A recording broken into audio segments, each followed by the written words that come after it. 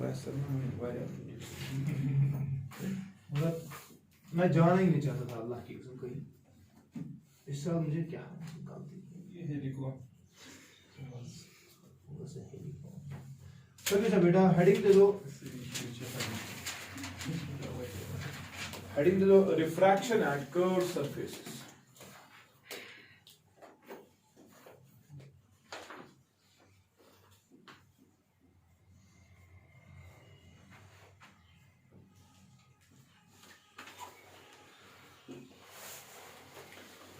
Now we have got single refracting surfaces जहां पर which are curved of course, ठीक, they will be separating two media, those two media जिनके refractive indices different होंगे, ठीक।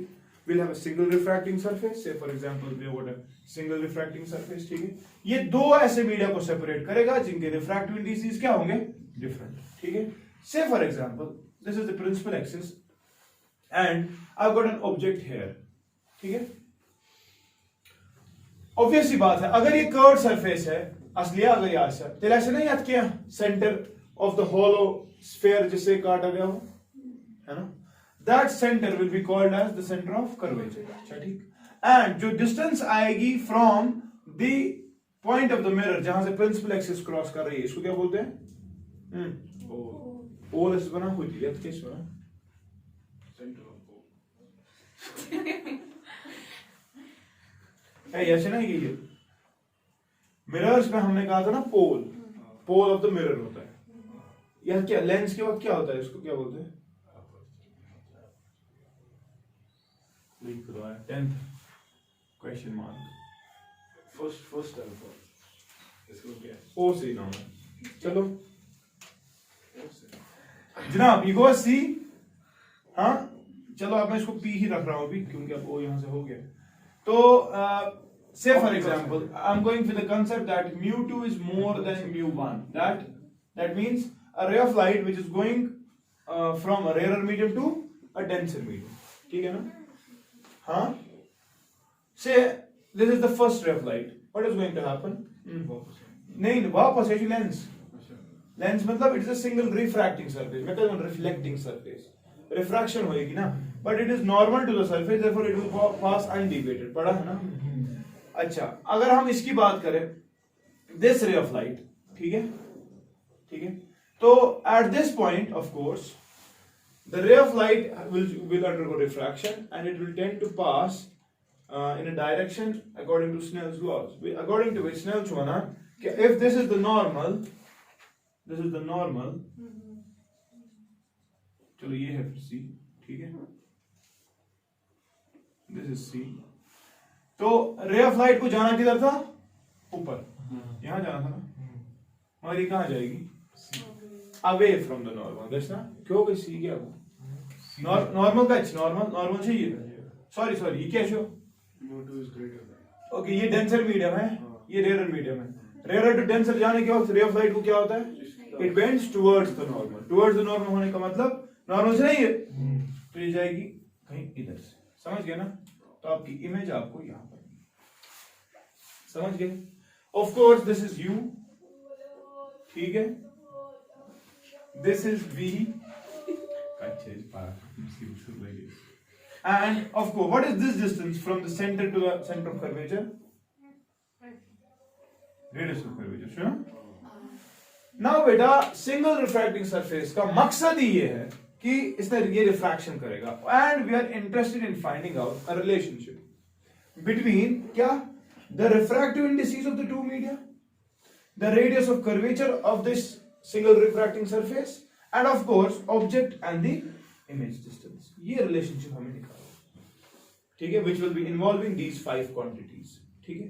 तो उस रिलेशनशिप को डिराइव करने के लिए आई will B marking certain angles and I will B noting down some assumptions as well, ठीक है, चलिए, let this be alpha, let this be beta, let this be gamma, let this angle, ये कितना होगा, ये एंगल कोई बता सकता है, एंगल ऑफ इंसिडेंस, ऐसा फिर क्या है इसकी, ये एंगल ऑफ रिफ्रैक्शन, समझ गए। Now this is say point A, ठीक है, and I'm drawing a perpendicular from this to on the principal axis, let this be n, ठीक है, ठीक है जनाब।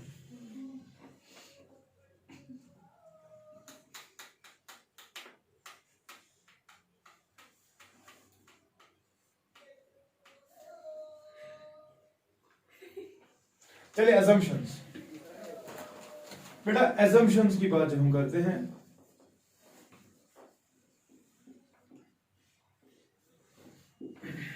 Assumption number first, we are talking about paraaxial rays। खबर याद था? What were paraaxial rays? Which were very close to the principal axis। पढ़ा है ना हमने already। We are talking about paraaxial rays।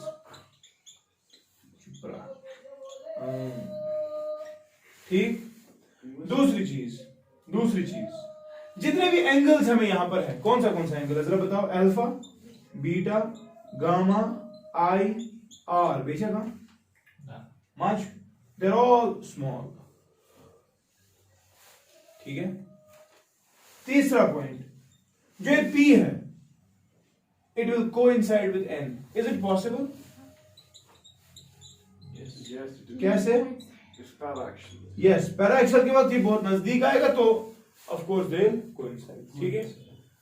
जो मगजन टास्क क्या था उनके लिए बर्दाश्त बस, ठीक है ना। तो these are the certain assumptions which are required in order to derive a relationship involving these 5 quantities, ठीक है। तो चलिए डिराइव करते हैं। सबसे पहले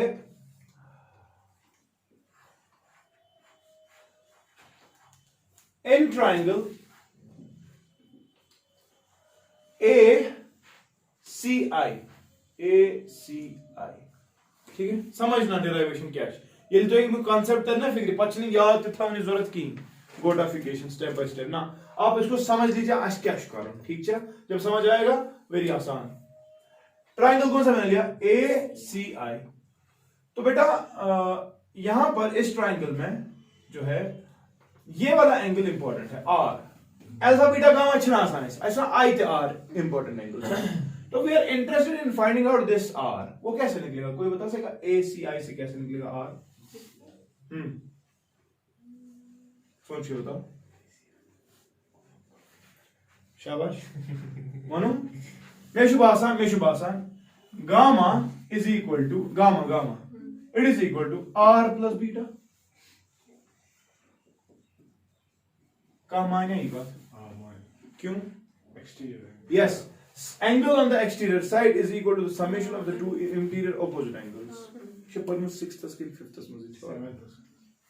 which implies R का 3 बराबर 3 गामा माइनस, मुझे R इंपॉर्टेंट था ना तो R निकाल दिया, ठीक।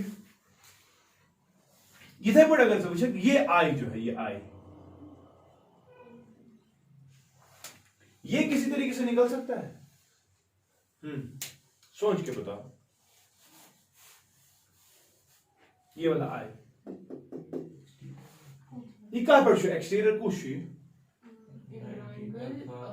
AON ना AON चुनी किया, AON इस पर टच है exterior produce side AOC exactly AOC भी ना दो क्लिक AOI छी I अगर होता तो ये ग्रीन वाली लाइन पे जाती, ये रेड वाली लाइन पे एक्सटीरियर एक्सटेंडेड साइड, तो इट इज AOC। तो मैं ले रहा हूं in triangle AOC I which lies on the extended side, it is equal to alpha plus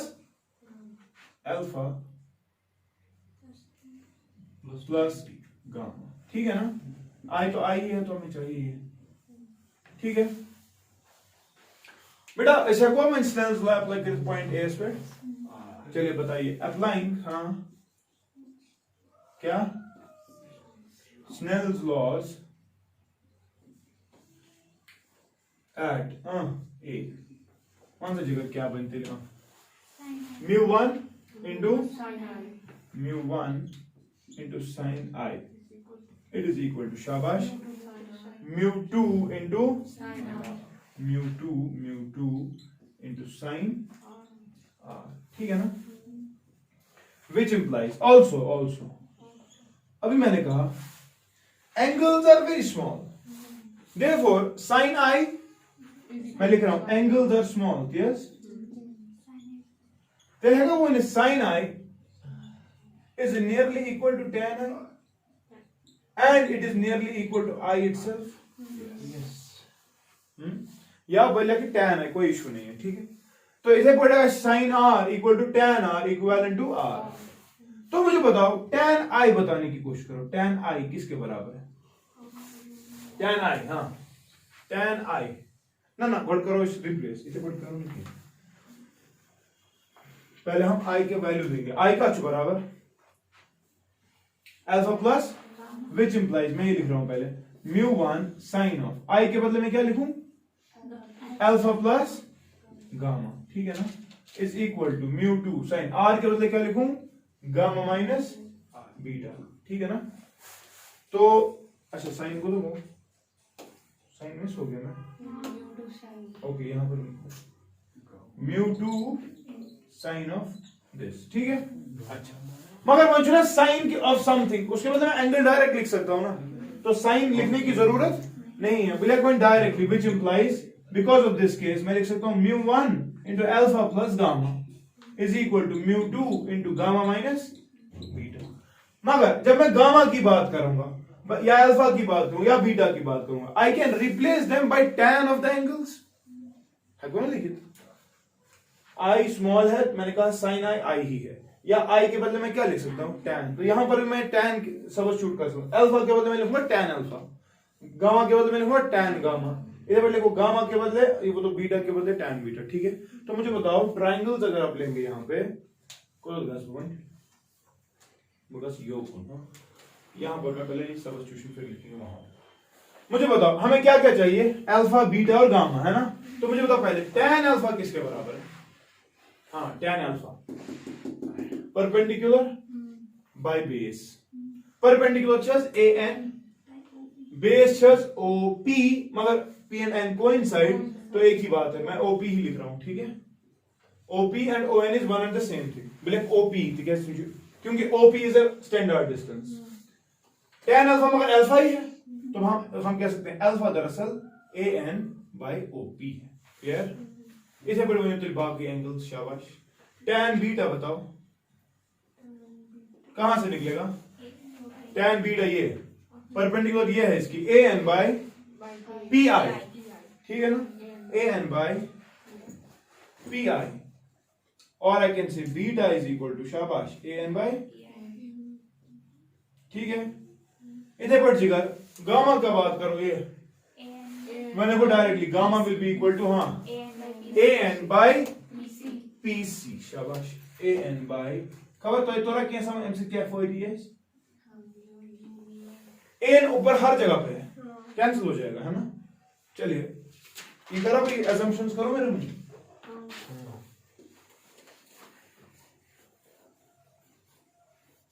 ये भी हटा रहा हूं, ठीक है। which implies इस इक्वेशन में देखो, ये इक्वेशन जो है मतलब वन आपके लेते हैं μ1 अल्फा के बदले क्या लिखना है? AN by OP plus gamma के बदले क्या लिखना है? AN by PC, किसके बराबर है ये? μ2, हाँ gamma minus beta, gamma is AN by minus हाँ बीटा के बदले AN by PI, ठीक है ना। AN go, which implies μ1 by OP plus μ1 by PC is equal to शाबाश μ2 by PC minus μ2 by PI, ठीक है ना। μ1 PC, ये just PC है, बाकी तो आपको साइड which implies, मैं ऐसे लिखूं μ1 by OP plus μ2 by PI it is equal to शाबाश, मैं ऐसे लिख रहा हूं μ2 minus μ1 divided by PC, कोई बात। Can I use the sign conventions for OP, PI and PC? बताओ कहां जाएंगे हम अब? क्या मिटाओ? ये मिटा सकता हूं? ये नहीं मिटा सकता, तो आप पहले कॉपी कीजिए। ओके, बहुत समझिएगा। अब इक्वेशन आ गई है, तो हम यूजिंग, शाबाश, क्या मैंने कहा, यूजिंग साइन कन्वेंशंस।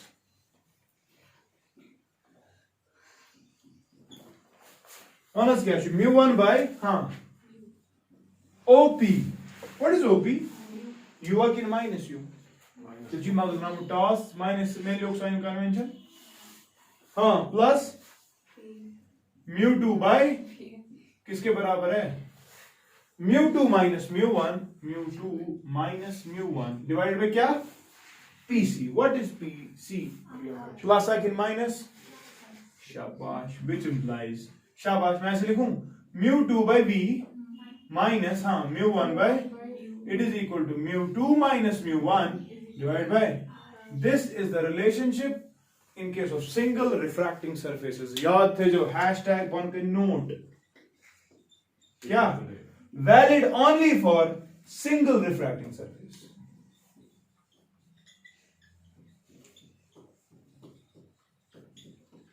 इधर दोन वीज इस्तेमाल करा पत मैन एट वर्क पत छासन गोल गड़ तूर मेहरबानी करित कॉशन तो वही हमने क्या भी रिलेशन डिराइव की, जरा बताओ।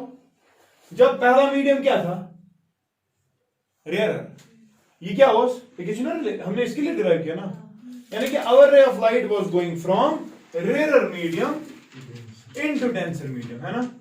लेकिन बेटा ऐसा भी तो हो सकता है कि it would have been from denser into rare, अच्छा ना। तब डेरिवेशन और करनी थी और तब फिर इक्वेशंस और बनती। लेकिन याद हम एक कंसेप्ट लेंगे जिसकी बुनियाद पर हम इसको आसानी से याद कर रख सकते हैं, ठीक है। साहब वही हमारी करते तो जल्दी काम हो गया, बिल्कुल।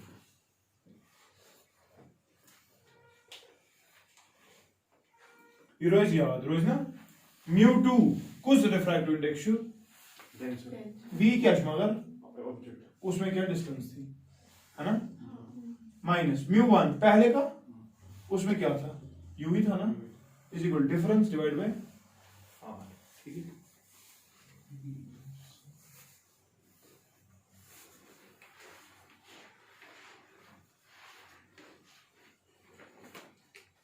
ठीक है ना।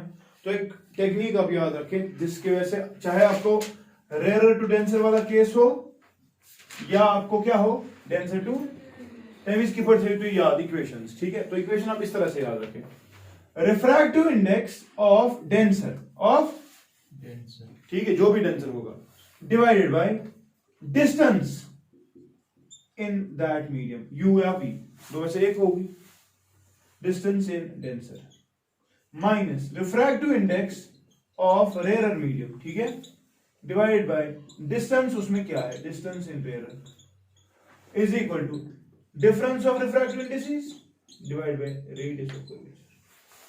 पेपर कैसे नहीं समझ लगा तलाकारी खतर इस्तेमाल, रिफ्रैक्टिव इंडेक्स ऑफ डेंसर क्या है, divide by distance in denser क्या है, आ गया mu two by B minus refractive index of rare क्या है, हाँ, डिवाइड बाय डिस्टेंस क्या है उसमें, अच्छी नहीं, मैं साइन कन्वेंशन भी लगा होगा इसमें साइन कन्वेंशन इस्तेमाल नहीं, is equal to difference obviously mu two minus mu one आएगा डिवाइड बाय आर। क्लियर, समझ गए कि नहीं? सो रिमेंबर दिस, ये टेक्निक अगर हम क्या है हमने किया derive for rare to denser, आप कर सकते हो फॉर डेंसर टू रेयर, ठीक है।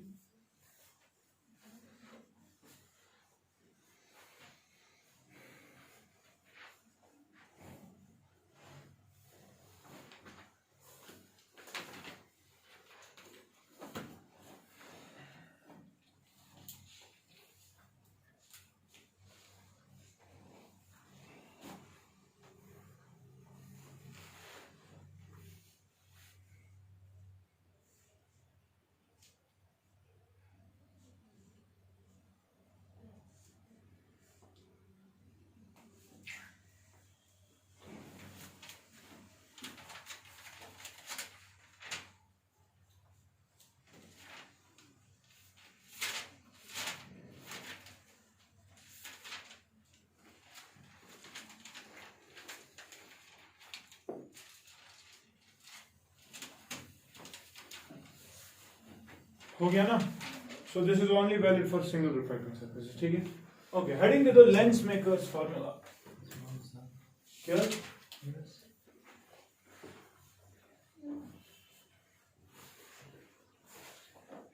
Lens maker's formula.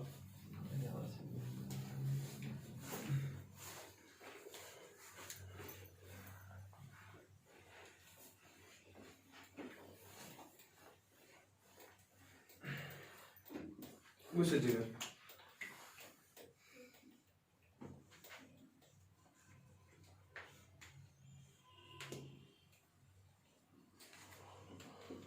it is used for पहली चीज it is used for thin lenses. ठीक है? ये सोन लेंस जो ना जो इसकी फोकल लेंथ है ना, हमने पढ़ा था ऑब्जेक्ट डिस्टेंस इमेज डिस्टेंस पे डिपेंड करता है ना, लेकिन हमने देखा the focal length of a lens actually depends definitely. अगर आप लेंस को देखें तो शायद ये दो कर्व्ड सरफेस से बना है. रिफ्रैक्शन यहां पर भी होती होगी और रिफ्रैक्शन समझना, तो सिंगल रिफ्रैक्टिंग केस नहीं है, डबल रिफ्रैक्टिंग केस. पहले एक रिफ्रैक्शन फिर और रिफ्रैक्शन, है कि नहीं? अच्छा, ये वाला साइड का कुछ होगा radius r1, radius of curvature, या तो स्पन क्या r2. हाँ, in a particular case if r1 is equal to r2 हम बोल सकते हैं this is an equiconvex lens. ठीक है? फिर क्या, if r1 is equal to r2 then क्या बोलना, इक्विकॉन्वेक्स लेंस. ठीक है? हमने देखा अगर आप इस लेंस की फोकल लेंथ निकालना चाहते हो, focal length, then the relationship is this: 1 by f it is equal to mu2 by mu1 minus 1 into 1 by r1 minus 1 by, that means अगर आप इस रिलेशन को देखेंगे, जो फोकल लेंथ जिसके लिए कंस्ट्रक्ट किया गया होगा वो डिपेंड करती है refractive index mu2 which is of the lens, refractive index mu1 which is of the surrounding, जिस सराउंडिंग में आप इस लेंस को इस्तेमाल करोगे, and of course r1 and r2. ये समझिए तरह, यानी कि you focal length is a function of एक तो रिफ्रैक्टिव इंडिसेस दोनों का, आपने किस मीडियम में इस लेंस को इस्तेमाल किया. जैसे फॉर स्विमिंग के वक्त हमें डिफरेंट काइंड ऑफ लेंसेज होते हैं. अगर जो यो शीश ना आबस में इस्तेमाल करूं तेल थवन ये दिमाग में तमें mu1 नुन वाटरुक, and then you will make it in a way कि आपका फोकल लेंथ वो रिक्वायर्ड फोकल लेंथ आ जाए. समझ गए कि नहीं? अदरवाइज वुचान ये ऑब्जेक्ट द इमेज डिस्टेंस पे डिपेंड करान क्या, ये डिपेंड करान रिफ्रैक्टिव इंडिसेस क्या है, सराउंडिंग का, मीडियम का और रेडियस ऑफ कर्वेचर, जिन दो कर्व्ड पार्ट से बना होगा. This formula is called as lens makers formula and it is used for making which lenses, thin lenses. ठीक है? अब मैं डिराइव तो कर रहा हूं, इसको एग्जाम में भी आएगा, डिराइव लेंस मेकर्स फार्मूला. ठीक, लेकिन याद रखो ये कर we derive when the medium on both sides of the lens is same. यानी कि यहां से भी क्या होगा, फॉर एग्जांपल जब आप पानी में जाते हो गॉगल्स ना लगावा नेबर किंच आब मगर गॉगल्स के अंदर पानी नहीं होता है, हवा होती, तो डिफरेंट मीडिया आ गया. सुई लेंस एक साइड से mu1 रिफ्रैक्टिव दूसरी mu3 और अपना mu2, तब भी लेंस मेकर्स फार्मूला मॉडिफाई हो जाती. ठीक है? So मैं जो derive कर रहा हूं that is for medium surrounding the lens on both the sides should be same. Clear? First of all I will go with the ray diagrams and then we'll mark the equations. ठीक है? Box दिखा. How's like it is found that lens, the focal length of a lens, it is found that the focal length of a lens depends on the refractive index of the surrounding medium, the refractive index of the surrounding medium, comma, the refractive index of the lens material,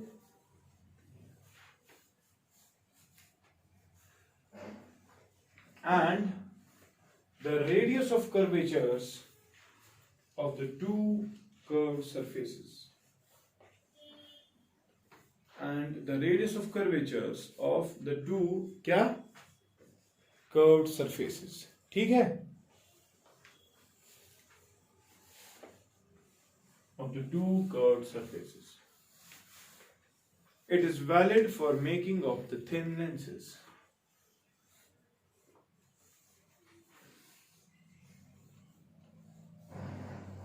ठीक है, ये already mark μ1 क्या μ2 क्या ना। चलो यहां देखो, I'll go first of all with the ray diagrams. Again assumptions same, कौन से, paraxial angles will be very small and those points are going to coincide, क्योंकि अब दो रिफ्रैक्शन। असल में पता है क्या है, असल में ये हो गया डिराइव, हमने वो जो डिराइव किया है वो इसके लिए किया ना, फिर इसके लिए भी अप्लाई कर सकते हैं ना, दोनों को ऐड करके आ जाएगा लेंस मेकर्स फार्मूला। मगर एग्जाम में अगर वैसे किया 7 नंबर मत वो देगा, क्या समझ। अच्छा याद कर कोरमुत इस वन डायरेक्टली फार्मूला चाहिए, for this service the formula is this, adding the two you will get the result, ठीक है। मगर एग्जाम के एतबार से it is very important to mention कि भाई असल में हो क्या रहा है, तो पहले से करना पड़ेगा, ठीक है। चलिए रे डायग्राम आप भी बनाओ, मैं भी बनाता, ये रोज में बड़ा साफ डायग्राम, इसलिए important. Okay, ray of light is coming here, this is μ2, this is μ1 and this of course is μ1, ठीक है। and of course μ2 is more than μ1, आसान क्या है अंकल।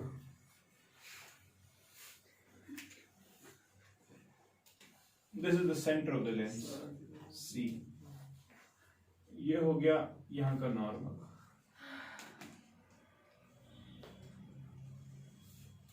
तो ये आ गया आपका पहला centre of curvature C1। Now a ray of light is going from rarer to denser, what is going to happen, it will bend towards the normal, towards होने का मतलब ये इधर जाएगी, ठीक है ना, ठीक है ना। इसका असली रास्ता क्या था, अब यही,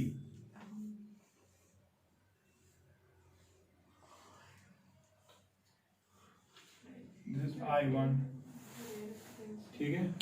लेकिन अगर मैं यहां पर नॉर्मल ड्रॉ करूं, किधर पे, इधर पे, तो इसका नॉर्मल से इधर आएगा, और से for example here is the normal and this will be another center of curvature second for the second lens, ठीक है। a ray of light is going from denser into rarer, it will bend away from the normal, away from the normal होने का मतलब ये को दीतें ये एमसोस गप्सन ये normal, जो गप्सन योग मतलब away from, away मतलब इधर आएगी ना, this is the image, this is the actual image form, ये अच्छा, ठीक है ना। क्या परेशानी में चुकूंस एंगल्स अगर मैं लिखूं तो से दिस इज I, से दिस इज R1, ठीक है, से दिस इज I2, तो ये क्या चाहिए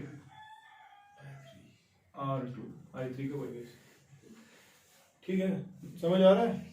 परेशान हो गए डायग्राम बनाते बनाते, ऊपर से खुला है एक लेंस, अब मैं दूर अगर नजदीक बनाऊंगा तेल मा तरीके का ट्रायंगल अच्छी बात और माल कर खुद भी उठ पता मसला ये कर परपेंडिकुलर ड्रॉ, ये कर परपेंडिकुलर ड्रॉ, अच्छा this is point A, this is point B, and of course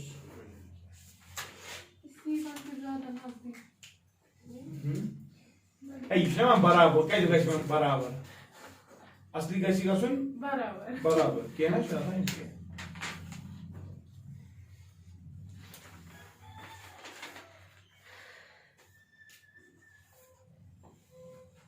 let this be say M, let this be N, ठीक है, नॉर्मल हमने ड्रॉ किए यहाँ पे, एंड एंगल्स को बात करूँ तो वो तो हो गया, ये वाले angles, this is α1, this is α2 and this is gamma, ठीक है, एंड ओके हम गामा टू पर चलो यहाँ पर करते हैं एग्जाम्पल में, इसको रखते हैं गामा 1, इसको रखेंगे फिर गामा 2, और ये वाला एंगल जो इसको चलो वो डायग्राम से सारी क्लियर कि ना सोच के बताना डायग्राम, अगर क्लियर नहीं है तो गड़बड़ है, अगर है तो आसान है फिर करना। बीटा 2 नहीं है, बीटा 2 है ही नहीं, अल्फा 1 छु अल्फा 2 छु, गामा 1 छु गामा 2 छु, बीटा छु आपको एंगल तो बाकी छु नॉर्मल और है I R1 I2 और R2। अगर कस कंफ्यूजन छु सही कोई नहीं।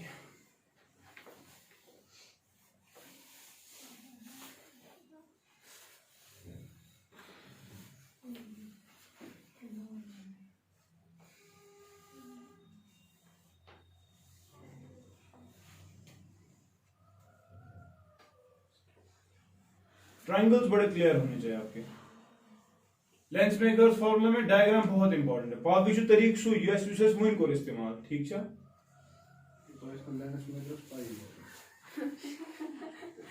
तेल प्यार से फार्मूला पता सारी मशीन आज कर आज ना शिकावा मुझे आज ये कम दो कमाल मुसान द ज्ञान है कैसे मुझे बड़ी डिराइव कर पता ही नहीं आप ले तो इसका भी हां जब बनाए मुझे गोल्ड लेंस ही वाले पॉइंट बोला है तो बोला दीदी निश बस आई बाधा जी गए तावन साथ तेरे नजर बुझ सही क्या हो गया आनंद अर्ड शरीफ अच्छा बुझता हूँ यहाँ पर। चलिए वही तरीका at point A I will be going for the single refraction case and then I at point B again single refraction case, ठीक है। चलिए एट ए वहां से स्नेल्स लॉ क्या शुना शाबाश स्नेल्स लॉ कहता है शाबाश। चलो इसको I1 रखते हैं, I1 कैसे की बोला I2 पर R1 R2 ठीक है। ये करो चलिए इस पर वन सा उगवा पॉइंट ए पे स्नेल्स लॉ क्या हो जाता है μ1 इनटू साइन I लिखना था ना, चलो मैंने लिखा है इट इज इक्वल टू शाबाश μ2 इनटू साइन ऑफ R1 ये R है ना ठीक। मगर एंगल्स क्या है छोटे छोटे which implies बहका मैंने फिर direct μ1 into I it is equal to μ2 into R1 लिख सकता हूं क्लियर।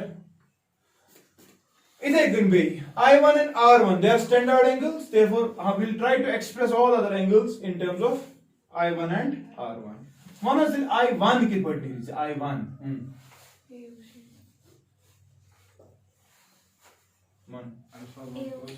किस ट्राइंगल से ट्राइंगल ने अब हम डायरेक्टली लिखेंगे क्योंकि हमने सीखा हो ये ट्राइंगल है ये वाला बे के ये yes it will I1 will be alpha 1 plus gamma r gamma I1 will be alpha 1 plus gamma 1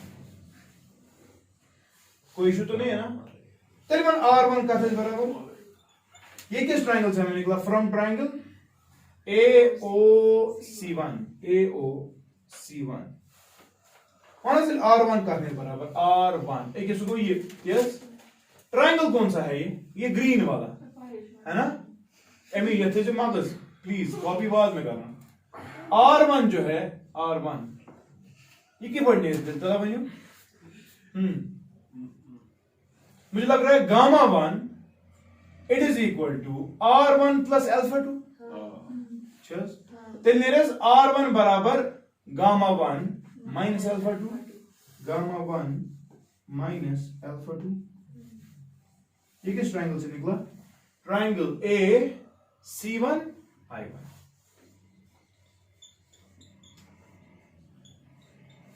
doubt तो नहीं है किसी को सब शूट कर दो which implies शाबाश μ1 into alpha 1 plus gamma 1 it is equal to μ2 into gamma 1 minus alpha 2 clear। since angles are small yes they can be replaced by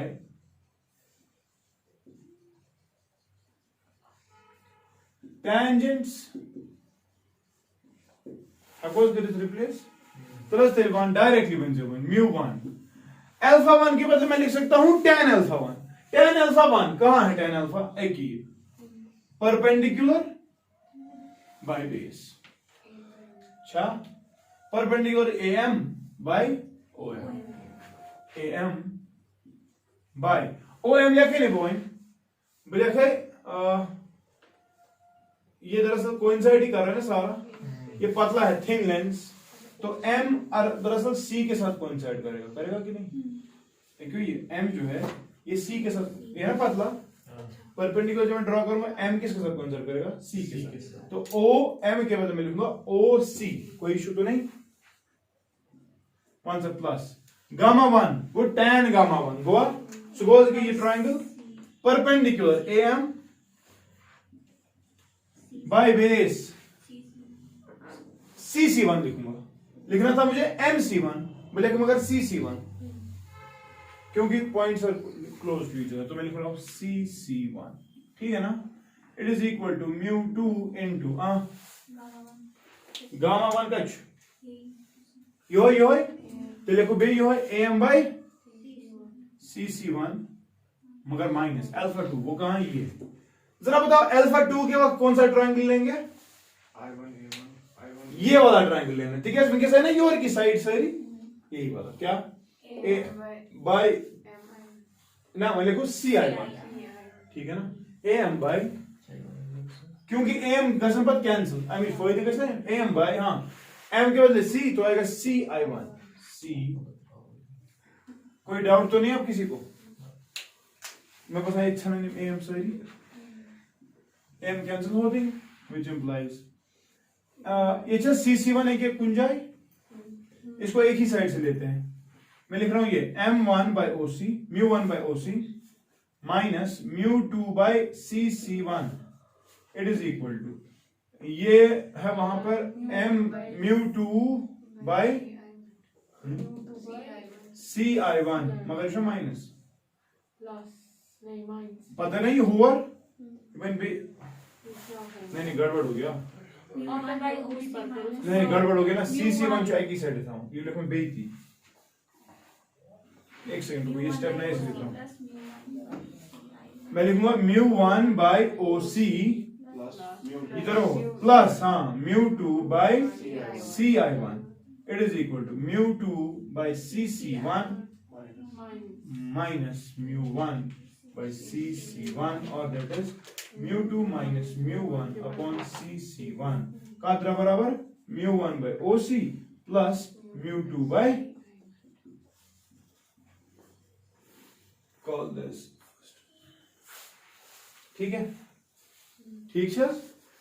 इतना चीजें डिराइव सिंगल रिफ्रैक्टिंग केस और किया ना मगर यो है कांसेप्ट तो इस्तेमाल मगर पॉइंट भी है करीब पाने शाबाश पॉइंट बी पे सिमिलरली सात नंबर दिन उस पर ना सिमिलरली अगर जे एग्जाम बीस तो जैसे रिलेशन याद क्या लिया उनके शुरू कार्डन गॉड का इधर वो थी मिटाना वो मैं यहां से हटा रहा हूं सारा करो कॉपी इसके बाद बेटा पॉइंट बी पे स्नेल्स लॉ अप्लाई करते हैं शाबाश तला बनियो तो खुद करो ना जल्दी जल्दी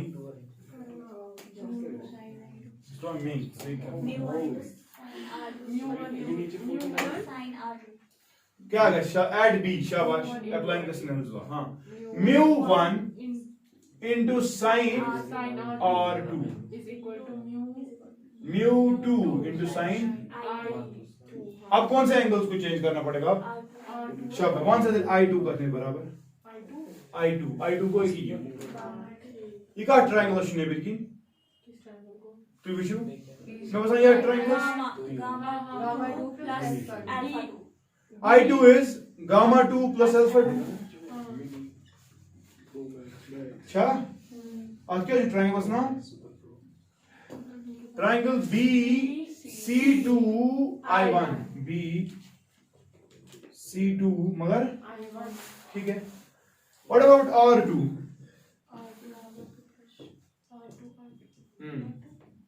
R2 छुने किया एक्सटेंडेड पे ट्रायंगल छुमा करिए R2 छु गामा 2 प्लस गामा 2 प्लस ठीक आस्ते this is BC2 this is BC2I yeah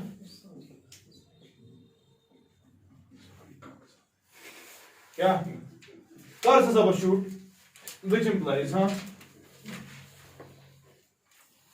mu1 into sin R2 के बदले में R2 ही लिखूं सुना ठीक R2 के बदले में ये लिखता हूं direct gamma 2 plus beta it is equal to mu2 into sin I2 के बदले I2 direct and it will be gamma 2 plus alpha 2.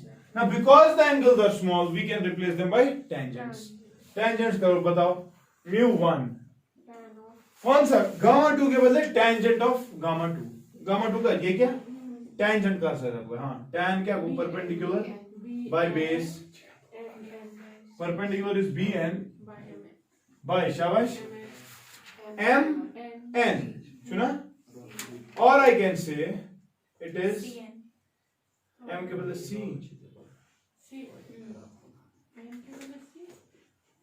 ना c2 छुना या कोई c2 का आंसर bn by क्या लिखेंगे हम bn by bn by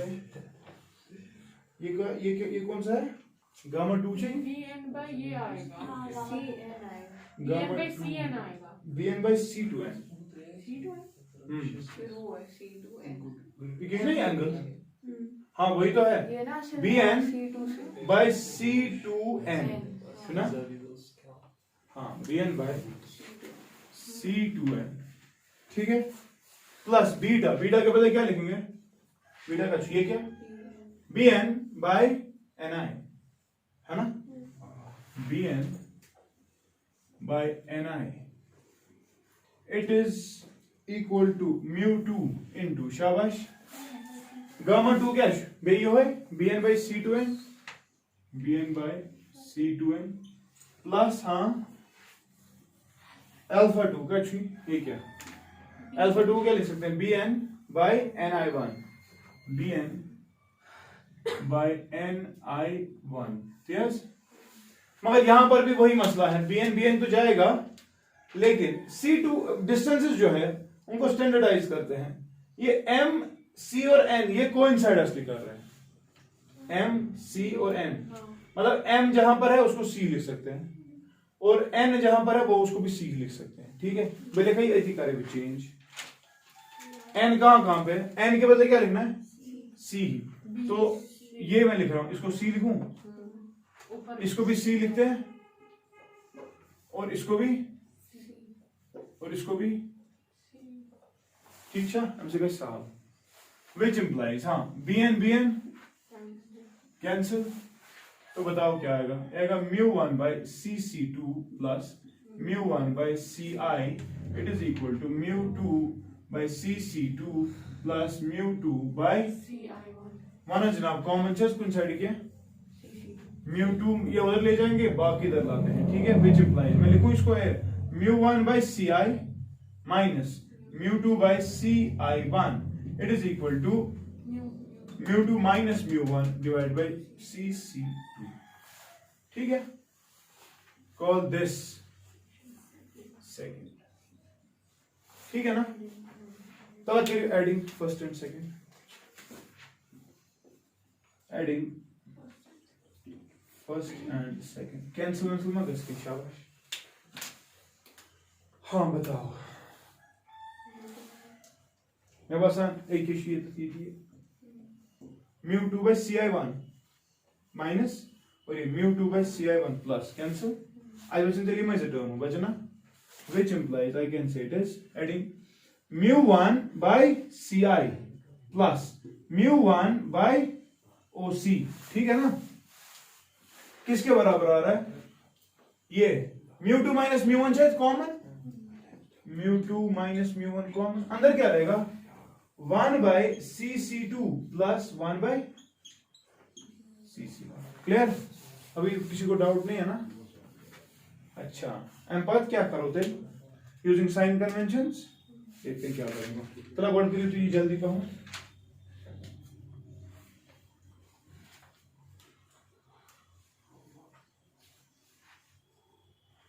करो एक कॉपी जल्दी, जगह मुझे चाहिए। एड्रेस क्या था? चलिए यहाँ पर अगर आप देखेंगे एच एम म्यू वन तो ये कॉमन है थी। चलिए क्या है इस यूनियन व्हिच इंप्लाइज मैं इसको ऐसे लिखूं 1 by ci plus 1 by oc it is equal to mu two minus mu one divide by mu one है cos minus into 1 by cc2 plus 1 by, ठीक है ना, यूजिंग साइन कन्वेंशंस।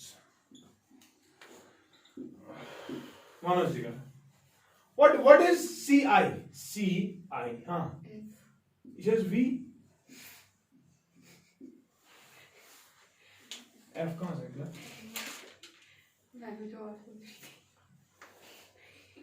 मानो 1 by ci ci is ci क्या है? ci से i the image distance so 1 by v plus हाँ 1 by oc o से c तक ये क्या है?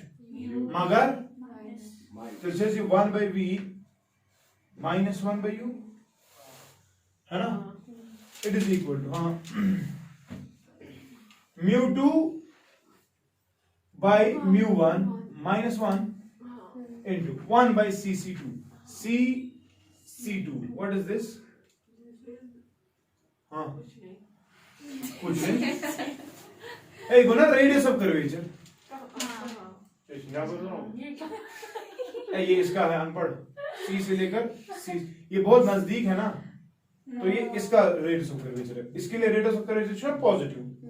आत्मा ये इशू यहाँ तो क्या क्या कह रहा था मैं 1 by r2 प्लस हाँ c1 ये इसकी डायरेक्शन हो गई पॉजिटिव डायरेक्शन क्या आएगी 1 by r1 हमारा घंटा एग्जाम है इसी के साथ चला साल मगर अगर आप उसको फॉलो करोगे अगर एक जगह गलत हो गया ना गलती में कर सकती है मैं भी तो रे डायग्राम पे 15 मिनट लगेंगे प्रैक्टिस करो ना तुम।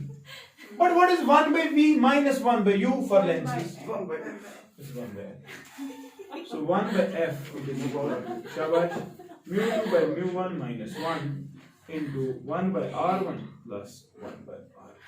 This is lens maker's formula in case of thin lenses when the material on both sides of the lens is same. ठीक है, फिर कॉपी करो। तो एक जो सवाल, अगर यहाँ से है यह है म्यू 2, यहाँ से है म्यू 1, यहाँ से है म्यू 3, तो इमेज क्या किस फोकल लेंथ? जान ही नहीं।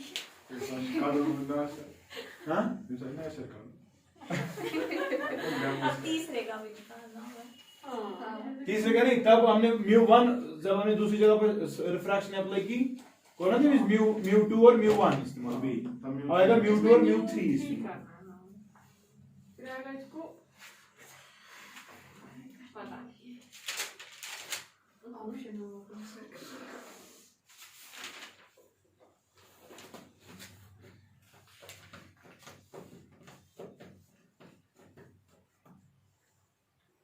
pause it. हाँ पॉज और फिर रिकॉर्ड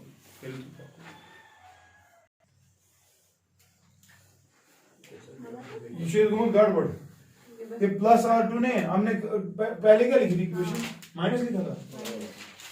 यहाँ साइन कन्वेंशन नहीं ऐसे चेक करो ci2 plus v oc2 minus u cc1 हो गया ये वाली distance along the direction from the centre that is इसको कहते हैं ओ मैंने बोला है ना आपको Optical center. cc1 plus cc1 हो गया plus r1 and cc2 we are going against the direction of incidence therefore it is minus r2 so बोलो मशीद तो जो ये यहाँ पर माइनस आएगा और ये यहाँ पर माइनस ही आएगा। ठीक है, दिस इज लेंस मेकर करिए कॉपी तो जल्दी।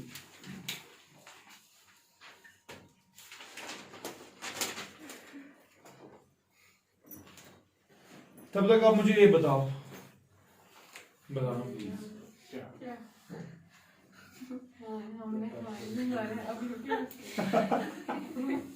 चलो ये होमवर्क करियो तेरे हां मैं पदियों मरीज जी कर रहे हैं एक क्वेश्चन लिखो तो चले जाओ, चलेगा? मतलब ना एक क्वेश्चन लिखो तो चले जाओ।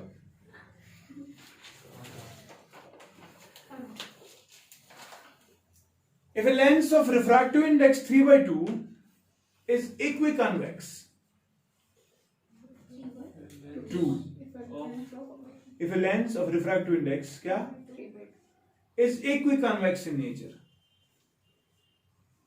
is equiconvex in nature such that या with radius of curvature r, capital R, ठीक है, with radius of curvature capital R, ठीक है, with radius of curvature capital R, the focal length of this lens when used in air will be shabash. This lens when used in air will be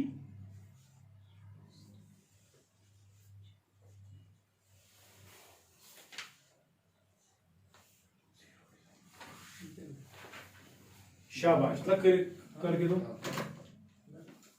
Convex. Equiconvex. Zero. हाँ? Zero. सोच के बता। Okay. ये बड़े सिने बुत कर। सोच के बता। इक्वेशन है ना तेरे पास? Mu1.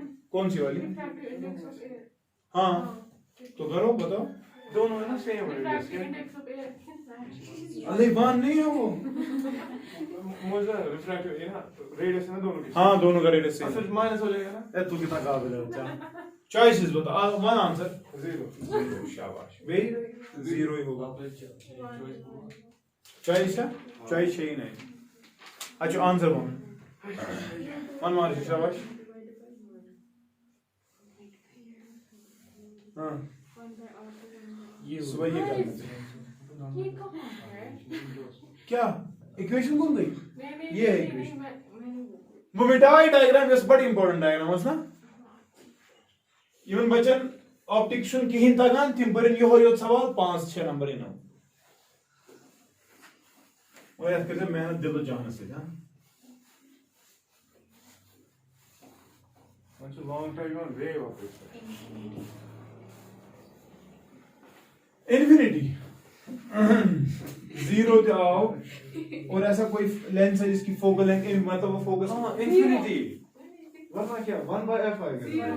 चलो हम करते हैं बच्चा तू छु काबिल बहाव पानी काबिलियत जिगर ये छस लेंस एक भी कन्वेक्स छु ये दबा ये छु आर ये छु आर छस वही तो अगले को 1/f will be equal to mu2 वो है ना 3/2 एंड ये कितना है तो आएगा 3/2 by 1 minus 1 into what is suppose this is r1 this is r2 शाबाश क्या? एक आएगा 1/r1 इसका रेडियस ऑफ कर्वेचर आएगा ना पॉजिटिव उसको 1/r मगर पता है बे 1/r मगर कैसी माइनस तो तो अच्छा इसका ऊपर है। गुल काका मुझे तो आगे अच्छा चल ये लॉग साइन करने। पता है चीज सर्च लेकिन which implies देखो आप यहां से ये बन गया 3/2 में से एक निकाल दो क्या आ गया 1/2 और यहां पर क्या है 2/r effectively f will be equal to आगे समझ चलिए एक और क्वेश्चन जल्दी पाओ वहीं तारक तुम्हें सामान्य ने तारी अब तुम बोर्ड से तारो कोई बात नहीं है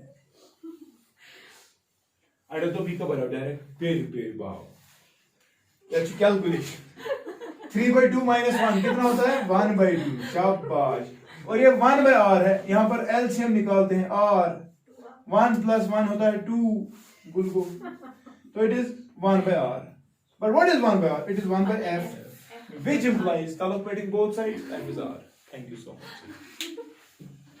actually concept क्या कर I will stop it. नहीं I will not क्वेश्चन एक क्वेश्चन है ये खत्म करेंगे ना ये कर मगे पर मैं उठे कुछ सोचा उधर पे कर मगे स्टार्ट कर गाइस मुझे प्रिज्म अभी पावर ऑफ लेंस अभी केसेस है लेंसेस के So that was fun. पछ ब्रिमिस्टर्स लॉ ऑफ मैलस ये पोलराइजेशन बाय एक सेकंड रे ऑप्टिक्स और वेव ऑप्टिक्स के बराबर मार्क्स है ना साथ साथ नहीं है, नहीं 4 नंबर है इसको वेव को। वेव से कम है अच्छा ठीक मतलब इतना पढ़ के तो भी अगर इसका और नहीं आप इंशाल्लाह यार इस बारे Weird guess. अगर एक कम से कम रे ही मकली दैट इज तुम्हें मेरे को पता है वेव में क्या आएगा या इधर हाइगन्स या वाइड ऐसी सेटअप या इधर हाइगन्स प्रिंसिपल बस Doppler effect. लाइट का डॉपलर इफेक्ट जो है that is symmetric in nature ताकि जो काम सोचन पाएंगे पारेंगे साउंड का डॉपलर इफेक्ट मसला मैंने इनफैक्ट जब पिछले साल आपको डॉपलर इफेक्ट पढ़ा है मैंने आपको लाइट का भी डिस्कस कराया था तब अब पढ़ा है नहीं 12th को Doppler effect लाइक. हाँ Okay. ना सोर्स इस पर waves source class 11th chapter आता हो जाए गाट ये सब पाई है ये सब पढ़ा कुछ नहीं था यार. Pause of your question. If a lens is taken from air, What? यानी कि एक लेंस है उसकी रिफ्रैक्टिव इंडेक्स सपोज μ2 है ना, उसको हमने एयर में पहले इस्तेमाल किया, फिर इसी लेंस को हमने इस्तेमाल किया in some medium of refractive index μ From air. to some medium of refractive index μ. What will happen to its focal length?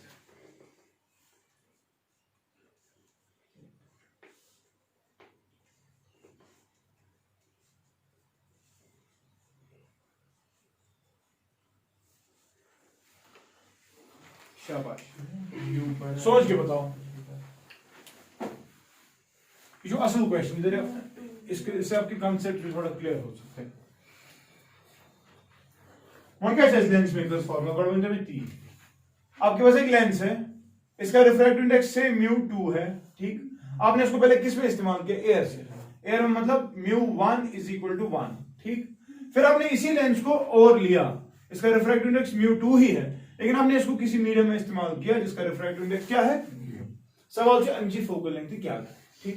तो मुझे बता इस वाले केस में फोकल लेंथ क्या था? 1/f। शाबाश, इट इज इक्वल टू हाँ जल्दी μ2/μ1 -1 इनटू शाबाश 1/r1 -1/, मैं मांगू नहीं कोई कन्वेक्स है क्या, मैंने ऐसे ही रखा इसको, ठीक है। Suppose the focal length in this case was f0 original, ठीक। अब इस वाले केस में क्या आएगी फोकल लेंथ बताओ? 1/f, हाँ किसके बराबर? μ2/μ -1 इनटू 1/r1 -1/, तो we have to find what will be the next new relationship, what will be the new focal length, ठीक है ना। If you divide the two expressions, what will you get? शाबाश, 1/f0 divided by 1/ किसके बराबर? मैं बस ये को कैंसिल, here can रो दी सिर्फ μ2 -1 रोदा, वन में क्या रो दी? μ2 -μ डिवाइड बाय μ था, वो ऊपर चला गया, वो ऊपर आ गया, which implies ये जो तलब पे वाला लॉट पुट करा कि कैसे मल्टीप्लाई f/f0, तो f will be equal to f0 times μ2 -1 into μ divide by शाबाश μ2 - μ। समझ गए ना? ये नई फोकल लेंथ है। अब आप देखो नई फोकल लेंथ जो है ये इस पे डिपेंड कर रही है μ2 - μ पे, μ2 - μ। समझना मेरी बात, if we are using this lens in a medium such that refractive index of that medium is lesser than the refractive index of the lens, समझ जाए मेन का इंपॉर्टेंट है ना। इस देखो ये है μ2 -1, μ2 जो constant -1 it is again a constant, ये μ ये भी कांस्टेंट है, हमें इससे कोई फर्क अगर पढ़ने वाला है इस फोकल लेंथ वो इस डिफरेंस से पढ़ने वाला है μ2 - μ से, है ना, क्योंकि μ जो है वो वेरी कर रहा है। बुझ गॉडन्यू केस अगर μ छु ऑब्वियसली मोर देन एयर तो है, लेकिन क्या है मैं बोल रहा हूं μ इज मोर देन 1 यानी कि एयर से ज्यादा है, लेकिन किससे कम है? Refractive index of the lens से। तब क्या आएगा यहां पर जरा समझो, म्यू टू माइनस म्यू, ये पॉजिटिव ही निकलेगा कि नेगेटिव निकलेगा? Positive. पॉजिटिव। तो मुझे बताओ ये पॉजिटिव निकलेगा, ये टर्म जो है ये बड़ी है ना, इसका मतलब फोकल लेंथ कम हो जाएगा एक हिसाब से। और आप देख रहे हो और एक और चीज, एफ जो है ये म्यू पे यहां पर भी डिपेंड कर रहा है ना, डायरेक्ट प्रोपोर्शनलिटी विद म्यू। तो म्यू चूंकि ज्यादा है एज कंपेयर टू एयर, तो जो पूछा overall mu two minus mu one positive है, और एफ जो है वो कुछ टाइम्स एफ नॉट है। तरीके से फोकल लेंथ इंक्रीज कि डिक्रीज? हाँ देखो ना, समझो, got to mu two minus one से मल्टीप्लाई करो, वो कोई नंबर आएगा, म्यू वो भी मल्टीप्लाई करना है, म्यू टू माइनस म्यू वो भी कोई नंबर ही है, सब पॉजिटिव है, देयरफॉर एफ जो है वो बढ़ जाएगा। बट मुझे बताओ, अगर ये पहले कन्वर्ज कर रहा था, यानी कि इसका फोकल लेंथ पॉजिटिव था, अभी भी इसका फोकल लेंथ पॉजिटिव ही आएगा ना, तात्मा का चेंज की, तो आप देख रहे हो इस वाले केस में nature of the lens is not going to change. समझ रहे हो? तो इस वाले केस में मैं कहूंगा नेचर वोंट चेंज। ठीक है ना? लेकिन अगर मैं ये करूं, म्यू तो मैंने लाया, मगर you see mu two it is more than mu two, यानी कि आपने इसको ऐसे मीडियम में इस्तेमाल किया जिसका रिफ्रैक्टिव इंडेक्स अब कम है, सॉरी ज्यादा है, किससे? लेंस से। फिर क्या mu two minus mu negative था, यानी कि जो लेंस अभी तक आपका कन्वेक्स लेंस था, कन्वर्जिंग का काम कर रहा था, सो क्या करेगा जाना, जो डाइवर्जिंग था वो क्या करेगा, यानी कि यहां पर क्या हो जाएगा, नेचर कैसी इनवर्ट। समझ रहे हो? And because mu is more than mu to, focal length will again increase. समझ गए कि नहीं? तो लिखो, if a lens is taken, फिर ये लिखना खुद ही, अगर वर्ड लिखी music one, if a lens is taken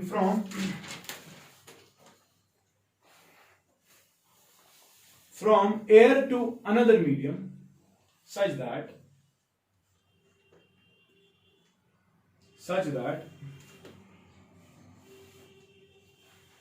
the refractive index of that medium is lesser than that of lens, but more than that of air,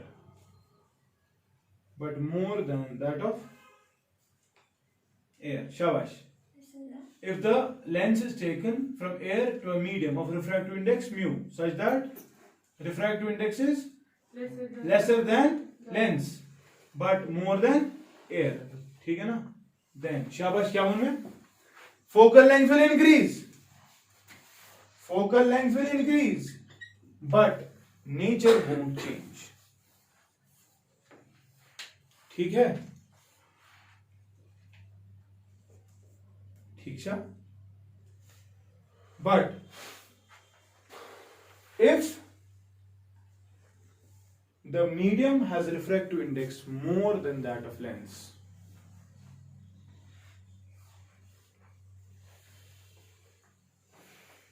ठीक है ना, then the nature of the lens will change.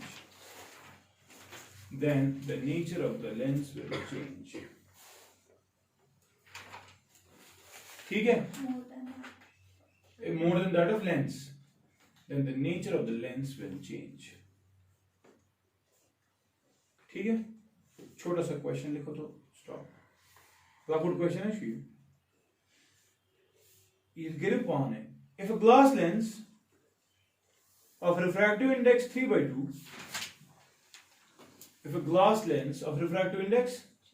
is taken from air to water, ठीक है ना? Of refractive index 4/3, water का refractive index है ना 4/3, चलिए, the new focal length will be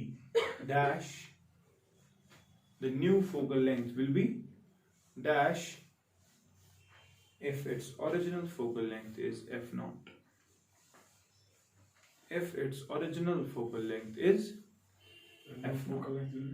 Dash fill in the blank. ठीक है? If its original focal length is f naught. क्या करिए क्वेश्चन, चलिए।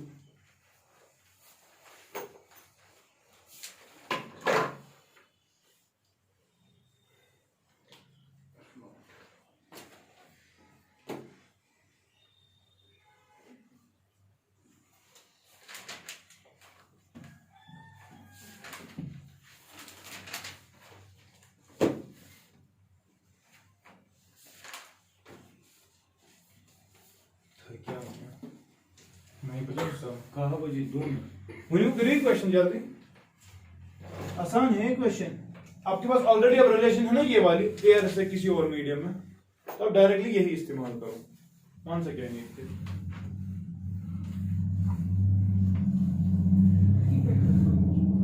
हाँ नया फोकल लेंथ है एफ वो किसके बराबर आएगा F not into what is mu 2 minus 1 mu 2 show 3/2 into 4/3 divide में हाँ mu 2 minus mu 3/2 minus 4/3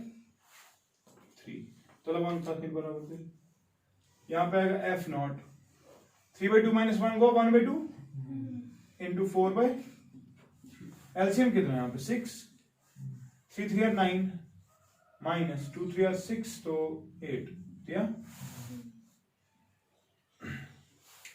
2 1 are 2 2 are so it is f naught into 2 by divided by 1 by 6 3 1 are 3 2 are 2 into 2 is so it is very increase यही कहना था focal length बढ़ गया and nature remain unchange because glass का refractive index 1.5 है और जब हमने मीडियम इस्तेमाल किया म्यू 1.33 अगर 1.5 से ज्यादा होगा तो पूछू ना तो ये आंसर ये निकलेगा नेगेटिव नेचर कैसी चेंज ठीक है आई स्टॉप देयर क्या हाँ